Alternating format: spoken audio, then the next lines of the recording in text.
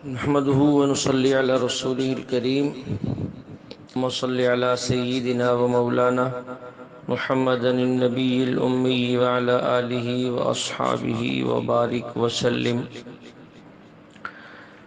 میرے معزز خواتین و حضرات، سورۃ النحل کا درس چل رہا تھا۔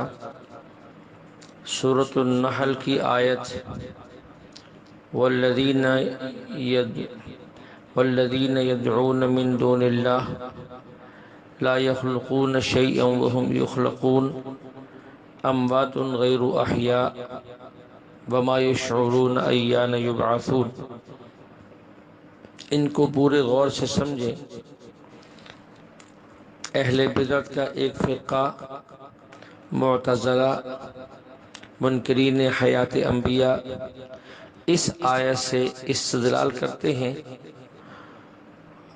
ان کا استدلال اس آیت سے نہیں بنتا، لیکن سینہ زوری اور چوری یہ ان لوگوں کا شیوہ ہے۔ اللہ جل شانہ نے ان آیات میں مشرکین مکہ کی یا ان سے پہلے کے مشرکین جو بتوں کی بات کرتے تھے ان کی تردید کی ہے۔ اللہ فرماتے یہ لوگ اللہ کو چھوڑ کر جن چیزوں کی پوجا کرتے ہیں وہ کسی چیز کو بھی پیدا نہیں کر سکتے۔ وَهُمْ يُخْلَقُونَ، بلکہ یہ تو خود پیدا ہوتے ہیں، یعنی یہ خالق نہیں ہے بلکہ خود مخلوق ہے۔ پھر فرمایا امواتن، یہ مردہ ہے، غیر احیاء، ان میں زندگی نہیں ہے، وما یشعرون ایان یبعثون، اور ان کو خود پتہ نہیں کہ وہ کب اٹھیں گے۔ لہٰذا ایسے آدمی کو معبود نہ مانو، ایسے آدمی کی عبادت نہ کرو اور اس کو خدا نہ سمجھو۔ یہ آیت اللہ تعالیٰ نے بتوں کے بارے میں نازل کی ہے۔ بہت سے لوگ جن کا میں نے ابھی ذکر کیا ہے اس آیت کو دلیل بناتے ہیں کہ انبیاء علیہ السلام بھی وفات کے بعد مردہ ہیں، انبیاء علیہ السلام بھی اپنی قبروں میں زندہ نہیں ہیں۔ جب دلیل پوچھتے ہیں تو یہی دلیل پیش کرتے ہیں اموات غیر احیاء وما یشعرون ایان یبعثون، کہ جن کو وہ اللہ کے علاوہ پکارتے ہیں، یہ لوگ کہتے ہیں اللہ کے علاوہ بت بھی ہیں، اللہ کے علاوہ جن بھی ہیں، اللہ کے علاوہ فرشتے بھی ہیں، اللہ کے علاوہ انسانوں میں نبی بھی ہیں، یعنی یہ ان کی اپنی تشریح ہے،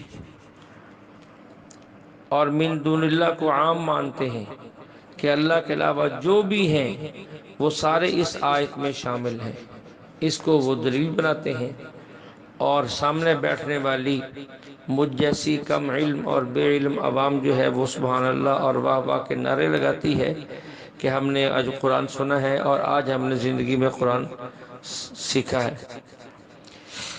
اللہ کے علاوہ جس کی بھی یہ پوجا کریں یہ سارے کے سارے اموات ہیں، یعنی مردہ ہیں، غیر احیاء، یہ زندہ نہیں ہے۔ اس میں نبی بھی شامل ہے، غیر نبی بھی شامل ہے۔ قرآن نے سب کو مردہ کہہ دیا۔ وما یشعرون ایان یبعثون، ان کو یہ بھی پتہ نہیں کہ وہ کب اٹھائے جائیں گے۔ اگر یہ زندہ ہوتے تو ان کو پتہ ہوتا، جب ان کو پتہ ہی نہیں تو مطلب یہ زندہ نہیں۔ اس سے معلوم ہوا کہ نبی بھی زندہ نہیں، اور نبی قبر میں بھی زندہ نہیں اور قبر میں سنتے بھی نہیں۔ تو یہ ہے ان کی دلیل۔ اب اس آیت کو سمجھیں۔ علماء نے اور مفسرین نے اس کی بڑی وضاحت کی ہے۔ ہمارے حضرت مولانا فرماتے ہیں کہ کچھ لوگ میرے پاس آئے اور اسی آیت کے بارے میں گفتگو کرنے لگے کہ آپ انبیاء علیہ السلام کو قبروں میں زندہ مانتے ہیں؟ ہم نے کہا جی مانتے ہیں۔ کہتے قرآن تو کہتا ہے مردہ ہے، زندہ نہیں ہے۔ میں نے کہا یہ قرآن میں کہاں لکھا ہے کہتے قرآن میں ہے والذین یدعون من دون اللہ لا یخلقون شیئا وهم یخلقون اموات غیر احیاء وما یشعرون ایان یبعثون۔ اس آیت میں نبی بھی شامل ہیں، اس سے معلوم ہوا کہ نبی بھی اموات ہیں، ان کو بھی پتہ نہیں کہ وہ کب اٹھائے جائیں گے۔ تو فرمانے لگے کہ میں نے آپ کی آیات سن لی ہیں اور آپ کا استدلال بھی سن لیا ہے۔ تو اس آیت کے اندر دو ہی باتیں ہیں اور دو ہی چیزوں کو آپ نے بنیاد بنایا۔ ایک اللہ نے فرمایا اموات، یہ مردہ ہیں، اور نمبر دو وما یشعرون ایان یبعثون، ان کو پتہ نہیں کہ کب اٹھائے جائیں گے۔ تو میں نے عرض کیا کہ اگر اس آیت کو بطور دلیل پیش کرتے ہیں تو پھر ہم آپ سے دو سوال کریں گے تاکہ بات واضح ہو جائے۔ نمبر ایک، اللہ تعالیٰ نے فرمایا اموات غیر احیاء، تو یہاں صرف اموات فرمایا، اموات فرمایا ہے یا اموات غیر احیاء بھی فرمایا؟ کہنے لگا جی کہ اموات کے ساتھ غیر احیاء بھی فرمایا۔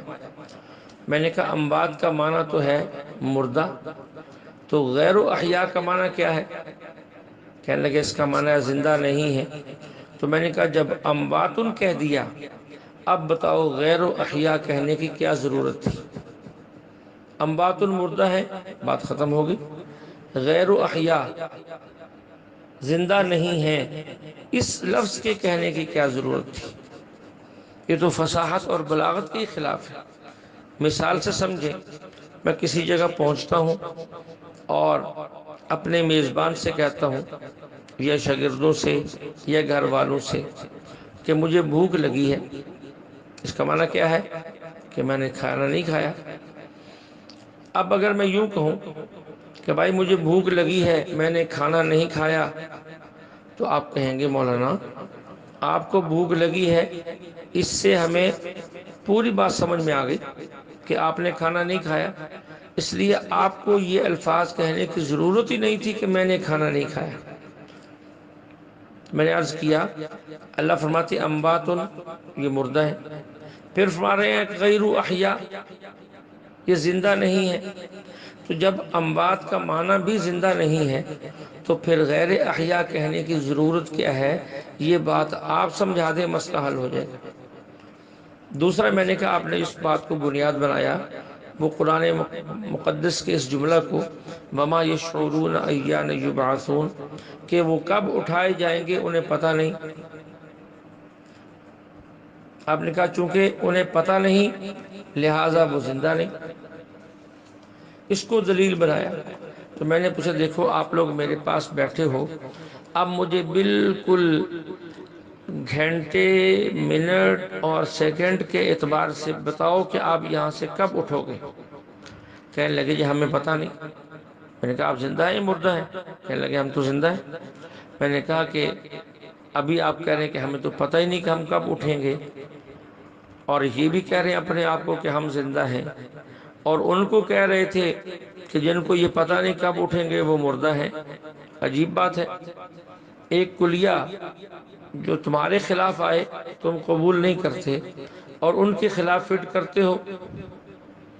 آپ کی بات سے تو معلوم ہوا، یا میں اپنے بارے میں کہوں کہ مجھ سے پوچھے مولانا صاحب یہاں سے کب اٹھو گے، تو یار پتہ نہیں کب اٹھیں گے۔ اب اس کا کیا مطلب کہ میں مردہ ہوں، میں زندہ نہیں ہوں؟ پتہ نہ چلنا اگر اس بات کی دلیل ہے کہ یہ زندہ نہیں، تو پھر آپ لوگ جو میرے سامنے بیٹھے ہو آپ بھی مردہ ہو، لیکن آپ اپنے آپ کو مردہ ماننے کے لیے تیار نہیں، اور میں اپنے آپ کو مردہ ماننے کے لیے تیار نہیں ہے۔ اس لیے جن جملوں کو تم نے دلیل بنایا ہے یہ دلیل نہیں بنتی۔ میں نے کہا اچھا یہ بتاؤ کہ ہماری موت کب آئے گی؟ کہنے لگے جی پتہ نہیں۔ میں نے کہا آپ زندہ ہیں یا مردہ ہیں؟ کہتے زندہ ہیں۔ تو میں نے کہا جس طرح اس جہاں میں آپ کو یہ پتہ نہیں کہ موت کب آنی ہے، اسی طرح قبر میں جانے کے بعد ان کو یہ پتہ نہیں کہ وہاں سے اٹھایا کب جانا ہے۔ تو یہاں بھی زندہ اور وہاں بھی زندہ، یہاں بھی زندہ کو پتہ نہیں کہ وہ مرے گا کب، وہاں بھی زندہ کو پتہ نہیں کہ وہ اٹھایا کب جائے گا۔ تو یہ اس بات کی دلیل نہیں ہے کہ وہ مردہ ہے۔ کوئی دلیل جاندار ہے تو پیش کریں، یہ تو دلیل نہیں۔ اب پھر بات سمجھیں، میت کی دو اقسام ہیں۔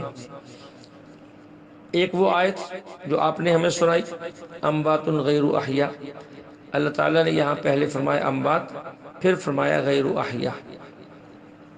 دوسری آیت انک میت و انہم میتون، یہاں صرف میت کہا، غیر احیاء نہیں کہا۔ پتہ یہ چلا کہ دنیا کی میتیں دو قسم کی ہیں۔ نمبر ایک، وہ میت جس میں روح آئی اور پھر نکل گئی، یہ بھی میت ہے۔ جس میں روح داخل کی گئی پھر نکالی گئی، یہ بھی میت ہے۔ نمبر دو، ایک وہ جس میں سرے سے روح آئی ہی نہیں، ڈالی ہی نہیں گئی، وہ بھی میت ہے۔ میت کی دو قسمیں، ایک وہ جس میں روح آئی پھر نکل گئی، روح ڈالی گئی پھر نکالی گئی، یہ بھی میت ہے۔ نمبر دو، جس میں سرے سے روح آئی ہی نہیں، وہ بھی میت۔ انسان پر موت آئے تو یہ میت، لیکن یہ ایسی میت ہے جس میں پہلے روح تھی پھر نکل گئی۔ اور ایک میت یہ ہے جیسے میرے سامنے یہ گلاس پڑا ہے، جگ پڑا ہوا ہے، یہ موبائل پڑا ہے، یہ بھی مردہ ہے، لیکن اس میں کبھی روح آئی ہی نہیں۔